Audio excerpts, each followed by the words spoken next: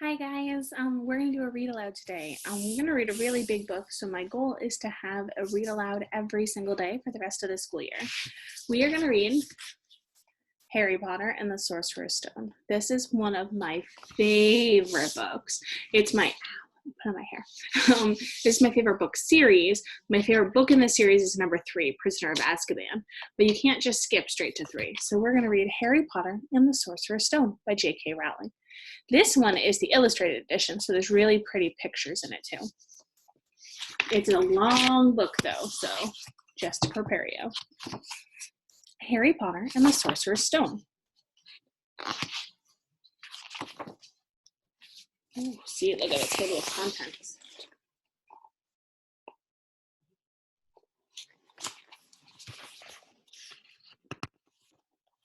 Chapter 1, The Boy Who Lived. Mr. and Mrs. Dursley of number 4 Privet Drive were proud to say that they were perfectly normal. Thank you very much. They were the last people you'd ever expect to be involved in anything strange or mysterious, because they just didn't hold with such nonsense. Mr. Dursley was the director of a firm called Grunnings, which made drills. He was a big, beefy man with hardly any neck, although he did have a very large mustache. Mrs. Dursley was thin and blonde and had nearly twice the usual amount of neck, which came in very useful as she spent so much of her time craning over garden fences, spying on the neighbors. The Dursleys had a small son called Dudley, and in their opinion, there was no finer boy anywhere. The Dursleys had everything they wanted, but they also had a secret, and their greatest fear was that someone would discover it. They didn't think they could bear it if anyone found out about the Potters. Mrs. Potter was Mrs. Dursley's sister, but they hadn't met for several years. In fact, Mrs. Dursley pretended she didn't have a sister, because her sister and her good-for-nothing husband were as un-Dursleyish as it was possible to be. The Dursleys shuddered to think what the neighbors would say if the Potters arrived in the street. The Dursleys knew that the Potters had a small son too, but they have never seen them.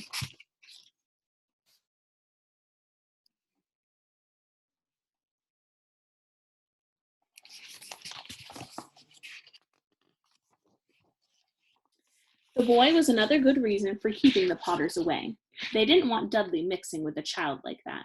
When Mr. and Mrs. Dursley woke up on the dull gray Tuesday our story starts, there was nothing about the cloudy sky outside to suggest that strange and mysterious things would soon be happening all over the country.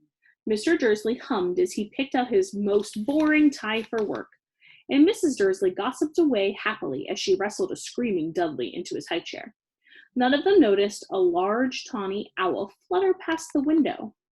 At 8:30, Mr. Dursley picked up his briefcase, pecked Mrs. Dursley on the cheek, and tried to kiss Dudley goodbye, but missed because Dudley was now having a tantrum and throwing his cereal at the walls. "Little tyke," chortled Mr. Dursley as he left the house. He got into his car and backed out of number 4's drive. It was on the corner of the street that he noticed the first sign of something peculiar: a cat reading a map. For a second, Mr. Dursley didn't realize what he had seen. Then he jerked his head around to look again. There was a tabby cat standing on the corner of Privet Drive, but there wasn't a map in sight. What could he have been thinking of? It must have been a trick of the light. Mr. Dursley blinked and stared at the cat. It stared back. As Mr. Dursley drove around the corner and up the road, he watched the cat in the mirror. It was now reading the sign that said Privet Drive. No, looking at the sign. Cats couldn't read maps or signs. Mr. Dursley gave himself a little shake and put the cat out of his mind. As he drove toward the town, he thought of nothing except for a large order of drills he was hoping to get that day. But on the edge of town, drills were driven out of his mind by something else. As he sat in the usual morning traffic jam, he couldn't help noticing that there seemed to be a lot of strangely dressed people about. People in cloaks. Mr. Dursley couldn't bear people who dressed in funny clothes. The get-ups he saw on young people. He supposed this was some new stupid fashion. He drummed his fingers on the steering wheel, and his eyes fell on a huddle of these weirdos standing quite close by. They were whispering excitedly together. Mr. Dursley was enraged to see that a couple of them weren't young at all. Why, that man had to be older than he was, and wearing an emerald green cloak. The nerve of him! Then it struck Mr. Dursley that this was probably some silly stunt. Mr. Dursley, these people were obviously collecting for something. Yes, that would be it. The traffic moved on, and a few minutes later, Mr. Dursley arrived in the Grunnings car park, his mind back on drills. Mr. Dursley always sat with his back to the window in the office on the ninth floor. If he hadn't, he might have found it harder to concentrate on drills that morning. He didn't see the owls swooping past in broad daylight. Though people down in the street did, they pointed and gazed open-mouthed as owl after owl sped overhead. Most of them had never seen an owl even at nighttime. Mr. Dursley, however, had a perfectly normal, owl-free morning. He yelled at 5 different people. He made several important telephone calls and shouted a bit more. He was in a very good mood until lunchtime, when he thought he'd stretch his legs and walk across the road to buy himself a bun from the baker's opposite. He'd forgotten all about the people in cloaks until he passed a group of them next to the baker's. He eyed them angrily as he passed. He didn't know why, but they made him uneasy.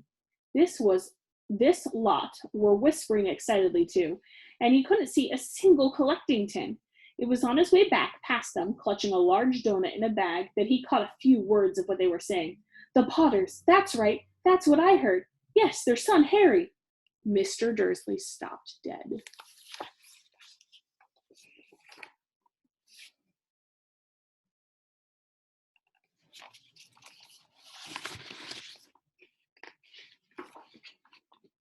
Fear flooded him. He looked back at the whisperers as if he wanted to say something to them, but thought better of it. He dashed back across the road, hurried up to his office, snapped at his secretary not to disturb him, seized his telephone, and almost finished dialing his home number when he changed his mind. He put the receiver back down and stroked his mustache, thinking, no, he was being stupid. Potter wasn't such an unusual name. He was sure there were lots of people called Potter who had a son called Harry. Come to think of it, he wasn't even sure his nephew was called Harry. He'd never even seen the boy. It might have been Harvey or Harold. There was no point in worrying Mrs. Dursley, as she always got so upset at any mention of her sister. He didn't blame her if he'd had a sister like that. But all the same, those people in cloaks. He found it a lot harder to concentrate on drills that afternoon, and when he left the building at 5 o'clock, he was still so worried that he walked straight into someone just outside the door. Sorry, he grunted, as the tiny old man tumbled and almost fell. It was a few seconds before Mr. Dursley realized that this man was wearing a violet cloak. He didn't seem at all upset at being almost knocked to the ground. On the contrary, his face split into a wide smile, and he said in the squeaky voice that made passerbyers stare, "Don't be sorry, my dear sir, for nothing could upset me today. Rejoice, for you who know who has gone at last. Even muggles like yourself should be celebrating this happy, happy day." And the old man hugged Mr. Dursley around the middle and walked off. Mr. Dursley stood rooted to the spot. He had been hugged by a complete stranger. He also thought he had been called a muggle, whatever that was. He was rattled. He hurried to his car and set off home, hoping he had imagined things, which he had never hoped before, because he didn't approve of imagination. As he pulled into the driveway of number 4, the first thing he saw, and it didn't improve his mood, was the tabby cat he'd spotted that morning. It was now sitting on his garden wall. He was sure it was the same one. It had the same markings around the eyes. "Shoo!" said Mr. Dursley loudly. The cat didn't move. It just gave him a stern look. Was this normal cat behavior? Mr. Dursley wondered, trying to pull himself together. He let himself into the house. He was still determined not to mention anything to his wife. Mrs. Dursley had had a nice, normal day. She told him over dinner all about Mrs. Next Door's problems and her daughter, and how Dudley had learnt a new word, shan't. Mr. Dursley tried to act normally. When Dudley had been put to bed, he went into the living room in time to catch the last report on the evening news. And finally, bird watchers everywhere have reported that the nation's owls have been behaving very unusually today. Although owls normally hunt at night and are hardly ever seen in the daylight, there have been hundreds of sightings of these birds flying in every direction since sunrise. Experts are unable to explain why the owls have suddenly changed their sleeping pattern. The newsreader allowed himself a grin. Most mysterious. And now over to Jim McGuffin with the weather. Going to be any more showers of owls tonight, Jim? Well, Ted, said the weatherman, I don't know about that, but it's not only the owls that have been acting oddly today. Viewers as far apart as Kent, Yorkshire, and Dundee had been phoning in to tell me that instead of rain I promised yesterday, they've had a downpour of shooting stars. Perhaps people have been celebrating bonfire night early. It's not until next week, folks, but I can promise a wet night tonight. Beautiful illustrations in this book.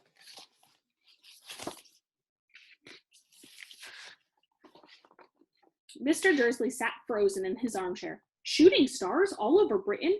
Owls flying by daylight? Mysterious people in cloaks all over the place? And a whisper about the Potters? Mrs. Dursley came into the living room carrying 2 cups of tea. It was no good. He'd have to say something to her. He cleared his throat nervously. Petunia, dear? You haven't heard from your sister lately, have you? As he had expected, Mrs. Dursley looked shocked and angry. After all, they normally pretended she didn't have a sister. No, she said sharply. Why? Funny stuff on the news, Mr. Dursley mumbled. Owls, shooting stars. There were a lot of funny-looking people in the town today. So? Snapped Mrs. Dursley. Well, I just thought maybe it was something to do with, her lot. Mrs. Dursley sipped her tea through pursed lips. Mr. Dursley wondered whether he dared tell her he heard the name Potter. He decided he didn't dare. Instead, he said, as casually as he could, their son, he'd be about Dudley's age now, wouldn't he? I suppose so, said Mrs. Dursley stiffly. What's his name again? Howard, isn't it? Harry. Nasty, common name if you ask me. Oh, yes, said Mr. Dursley, his heart sinking horribly. Yes, I quite agree. He didn't say another word on the subject as they went upstairs to bed. While Mrs. Dursley was in the bathroom, Mr. Dursley crept to the bedroom window and peered down into the front garden. The cat was still there. It was staring down Privet Drive as though it was waiting for something. Was he imagining things? Could all this have anything to do with the Potters? If it did, if it got out that they were related to a pair of, well, he didn't think he could bear it. The Dursleys got into bed. Mrs. Dursley fell asleep quickly, but Mr. Dursley lay awake, turning it all over in his mind. His last comforting thought before he fell asleep was that even if the Potters were involved, there was no reason for them to come near him and Mrs. Dursley. The Potters knew very well that he and Petunia thought about them and their kind. He couldn't see how he and Petunia could get mixed up in anything that might be going on. He yawned and turned over. It couldn't affect them. How very wrong he was. Mr. Dursley might have been drifting into an uneasy sleep, but the cat on the wall outside was showing no signs of sleepiness. It was sitting as still as a statue, its eyes fixed unblinkingly on the far corner of Privet Drive. It didn't so much as quiver when a car door slammed in the next street, nor when 2 owls swooped overhead. In fact, it was nearly midnight before the cat moved at all. A man appeared in the corner the cat had been watching. Appeared so suddenly and so silently, you thought he had just popped out of the ground. The cat's tail twitched and his eyes narrowed. Nothing like this man had ever been seen in Privet Drive. He was tall, thin, and very old, judging by the silver of his hair and his beard, which were both long enough to tuck into his belt. He was wearing long robes, a purple cloak, which swept to the ground, and high-heeled buckled boots. His blue eyes were light, bright, and sparkling behind half-moon spectacles, and his nose was very long and crooked, as though it had been broken at least twice. This man's name was Albus Dumbledore. Albus Dumbledore didn't seem to realize that he had just arrived in a street where everything from his name to his boots were unwelcome. He was busy rummaging in his cloak, looking for something, but he did seem to realize that he was being watched, because he looked up suddenly at the cat, which was still staring at him from the other end of the street. For some reason, the sight of the cat seemed to amuse him. He chuckled and muttered, I should have known. He had found what he was looking for in the inside pocket. It seemed to be a cigarette lighter. He flicked it open, held it in the air, and clicked it. The nearest street lamp went out with a little pop. He clicked it again. The next light flickered into darkness. 12 times he clicked that put outer. until the only light left in the whole street were two tiny pinpricks in the distance, which were the eyes of the cat watching him. If anyone looked out their window now, even beady-eyed Mrs. Dursley, they wouldn't be able to see anything that was happening down on the pavement. Dumbledore slipped the put outer back inside his cloak and set off down the street towards number 4, where he sat down on the wall next to the cat. He didn't look at it, but after a moment he spoke. "Fancy seeing you here, Professor McGonagall." He turned to smile at the tabby, but it had gone. Instead, he was smiling at a rather severe-looking woman who was wearing square glasses exactly the shape of the markings the cat had around its eyes. She, too, was wearing a cloak, an emerald green one. Her black hair was drawn into a tight bun. She looked distinctly ruffled. "How did you know it was me?" she asked. "My dear Professor, I've never seen a cat sit so stiffly." "You'd be stiff if you'd been sitting on a brick wall all day," said Professor McGonagall. "All day? When you could have been celebrating? I must have passed a dozen feasts and parties on my way here." Professor McGonagall sniffed angrily.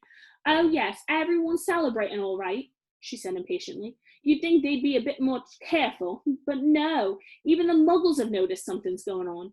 It was on the news." She jerked her head back at the Dursleys' dark living room window.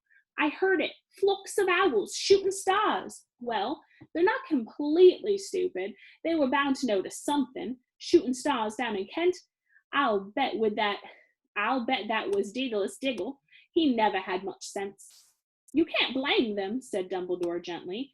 "We've had precious little to celebrate over 11 years.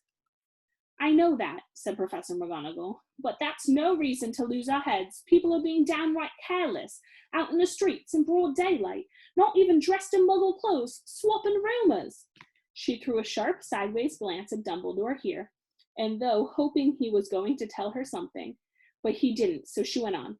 "A fine thing it would be if on the very day you-know-who seems to have disappeared at last, the Muggles found out about all of us. I suppose he really has gone, Dumbledore." "It certainly seems so," said Dumbledore. "We have much to be thankful for. Would you care for a sherbet lemon?" "A what?" "A sherbet lemon. They're kind of a Muggle sweet. I'm rather fond of them."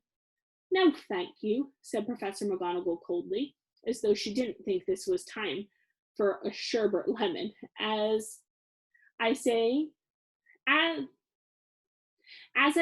even if you know who has gone, my dear Professor, surely a sensible person like yourself can call him by his name. All this you-know-who nonsense for 11 years, I have been trying to persuade people to call him by his proper name, Voldemort." Professor McGonagall flinched, but Dumbledore, who was unsticking 2 sherbet lemons, seemed not to notice. "It all gets so confusing if we keep saying you-know-who. I have never seen any reason to be frightened of saying Voldemort's name." "I know you haven't," said Professor McGonagall, sounding half exasperated, half admiring. "But you're different. Everyone knows you're the only one you-know-who. All right, Voldemort was frightened of." "You flatter me," said Dumbledore calmly. "Voldemort had powers I will never have." "Only because you are too noble to use them. It's lucky it's dark. I haven't blushed so much since Madame Pomfrey told me she liked my new earmuffs." Professor McGonagall shot a sharp look at Dumbledore and said, "The owls are nothing to the rumors that are flying around. You know what everyone's saying about why he's disappeared? About what finally stopped him?" It seemed that Professor McGonagall had reached the point she was most anxious to discuss. The real reason she had been waiting on a cold, hard wall all day, for neither as a cat nor a woman she had fixed Dumbledore with such a piercing stare as she did now. It was plain that whatever everyone was saying, she was not going to believe it until Dumbledore told her it was true. Dumbledore, however, was choosing another sherbet lemon and did not answer. "What they're saying," she pressed on, "is that last night Voldemort turned up at Godric's Hollow. He went to find the Potters. The rumor is that Lily and James Potter that they're dead." Dumbledore bowed his head. Professor McGonagall gasped. "Lily and James? I can't believe it. I didn't want to believe it. Oh, Albus." Dumbledore reached out and patted her on the shoulder. I know, he said heavily. Professor McGonagall's voice trembled as she went on. "That's not all. They're saying he tried to kill the Potter's son, Harry, but He couldn't kill that little boy. No one knows why or how, but they're saying that when he couldn't kill Harry Potter, Voldemort's power somehow broke, and that's why he's gone. Dumbledore nodded glumly. It's true? Faltered Professor McGonagall. After all he's done, all the people he's killed, he couldn't kill a little boy? It's just outstanding, of all the things to stop him. But how in the name of heaven did Harry survive? We can only guess, said Dumbledore. We may never know. Professor McGonagall pulled out a lace handkerchief and dabbed her eyes beneath her spectacles. Dumbledore gave a great sniff as he took a golden watch from his pocket and examined it. It was a very odd watch. It had 12 hands, but no numbers. Instead, little planets were moving around the edge. It must have made sense to Dumbledore, though, because he put it back in his pocket and he said, Hagrid's late. I suppose it was he who told you that I'd be here, by the way. Yes, said Professor McGonagall, and I don't suppose you're going to tell me why you're here, of all places. I've come to bring Harry to his aunt and uncle. They're the only family he has left now. You can't mean the people who live here, cried Professor McGonagall, jumping to her feet and pointing at number 4. Dumbledore, you can't. I've been watching them all day. You couldn't find 2 people who are less like us, and they've got the son. I saw him kicking his mother all the way up the street, screaming for sweets. Harry Potter, come live here? It's the best place for him, said Dumbledore firmly. His aunt and uncle will be able to explain everything to him when he's older. I've written them a letter. A letter, repeated Professor McGonagall faintly, sitting back down on the wall. Really, Dumbledore? You think that you can explain all of this in a letter? These people will never understand him. He'll be famous, a legend. I wouldn't be surprised if today was known as Harry Potter Day in future. There will be books written about Harry. Every child in our world will know his name. Oh. Exactly, said Dumbledore, looking very seriously over the top of his half-moon glasses. It would be enough to turn any boy's head. Famous before he can even walk and talk? Famous for something that he won't even remember. Can't you see how much better off he'll be growing up away from all that until he's ready to take it? Professor McGonagall opened her mouth, changed her mind, swallowed, and then said, Yes, you're right, of course. But how is that boy getting here, Dumbledore? She eyed his cloak suddenly, as though she thought he might be hiding Harry underneath him. Hagrid's bringing him. You think it wise to trust Hagrid with something as important as this? I would trust Hagrid with my life, said Dumbledore. I'm not saying his heart isn't in the right place, said Professor McGonagall, grudgingly, but you can't pretend he's not careless. He does tend to... What was that? A low rumbling sound had broken the silence around them. It grew steadily louder as it looked up and down the street for some sign of a headlight. It swelled to a roar as they both looked up in the sky, and a huge motorbike fell out of the air and landed on the road in front of them. If the motorbike was huge, it was nothing to the man sitting astride it. He was almost twice as tall as a normal man, and at least 5 times as wide. He looked simply too big to be allowed, and so wild. Long tangles of bushy black hair and beard hid most of his face, and his hands were the size of dustbin lids, and his feet in their leather boots were like baby dolphins. In his vast muscular arms, he was holding a bundle of blankets. Hagrid, said Dumbledore, sounding relieved. At last. And where did you get that motorbike? Borrowed it, Professor Dumbledore, sir. The giant climbing carefully off the motorbike as he spoke. Young Sirius Black lent it to me. I've got him, sir. No problems, were there? No, sir. House was almost destroyed, but I've got him out right before the muggles started swarming around. He fell asleep while we were flying over Bristol. Dumbledore and Professor McGonagall bent forward over the bundle of blankets. Inside, just visible, was a baby boy, fast asleep. Under a tuft of jet black hair over his forehead, they could see a curiously shaped cut, like a bolt of lightning. Is that where... Professor McGonagall. Yes, said Dumbledore. He'll have the scar forever. Couldn't you do something about it, Dumbledore? Even if I could, I wouldn't. Scars can come in useful. I have one above my left knee that is a perfect map of the London Underground. We'll give him here, Hagrid. We'd better get this over with. Dumbledore took Harry in his arms and turned towards the Dursleys' house.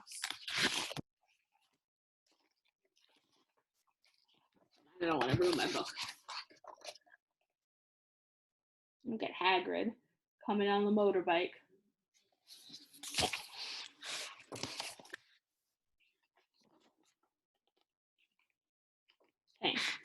Could I say goodbye to him, sir? Asked Hagrid. He bent his great shaggy head over Harry and gave him what must have been a very scratchy, whiskery kiss. Then suddenly, Hagrid let out a howl like a wounded dog. Shh, whispered Professor McGonagall. You'll wake the Muggles. Sorry, sobbed Hagrid, taking out a large spotted handkerchief and burying his face in it. But I can't stand it. Lily and James and poor little Harry off to live with Muggles. Yes, it's all very sad, but get a grip on yourself, Hagrid, or we'll be found, Professor McGonagall whispered, patting Hagrid gingerly on the arm as Dumbledore stepped over the low garden wall and walked to the front door. He laid Harry gently on the doorstep, took a letter out of his cloak and tucked it inside Harry's blankets, and then came back to the other two. For a full minute, the three of them stood and looked at the little bundle. Hagrid's shoulders shook. Professor McGonagall blinked furiously, and the twinkling light that had usually shone from Dumbledore's eyes seemed to have gone out. Well, said Dumbledore finally, that's that. We have no business staying here. We may as well go and join the celebrations. Yeah, said Hagrid in a muffled voice. I'd best get this bike away. Good night, Professor McGonagall. Professor Dumbledore, sir. Wiping his streaming eyes on his jacket sleeve, Hagrid swung himself onto the motorbike and kicked the engine into life.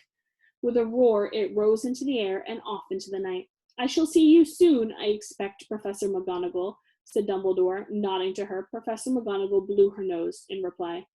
Dumbledore turned and walked back down the street.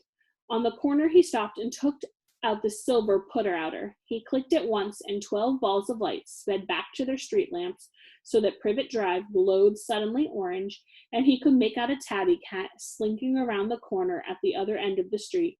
He could just see the bundle of blankets on the step of number 4. Good luck, Harry, he murmured.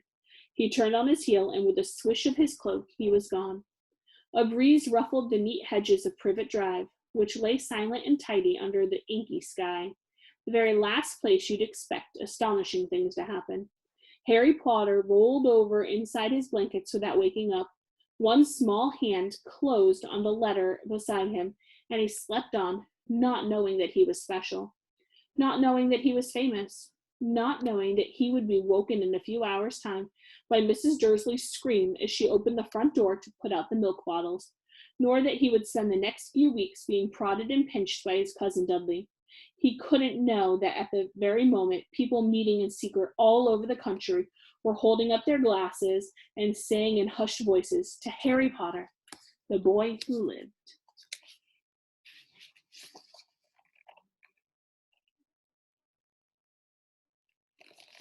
Well, thank you for listening to the first chapter of Harry Potter with me.